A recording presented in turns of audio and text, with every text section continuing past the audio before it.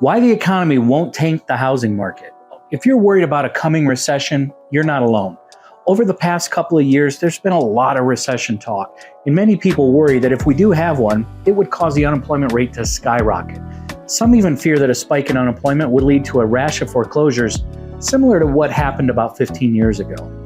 The latest economic forecasting survey from the Wall Street Journal, they reveal that for the first time in over a year, less than half, 48% of economists believe a recession will actually occur in the next year. Economists are turning optimistic on the U.S. economy. Economists lowered the probability of a recession within the next year from 54% on average in July to a more optimistic 48%. That is the first time they've put the probability below 50% since the middle of last year.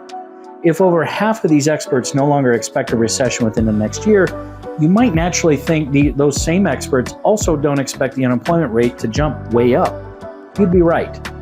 This graph uses data from that exact same Wall Street Journal survey to show exactly what the economists project for unemployment rate over the next 3 years. If those expert projections are correct, more people will lose their jobs in the upcoming year. Now, job losses of any kind are devastating for those people and their loved ones. However, the question here is, will there be enough job loss to cause a wave of foreclosures that will crash the housing market? Based on historical context from macro trends and the Bureau of Labor Statistics, the answer is a no. That's because the unemployment rate is still currently near all-time low, as you can see here.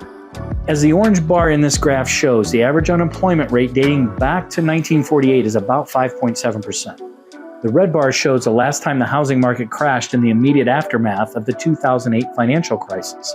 The average unemployment rate was up to 8.3%.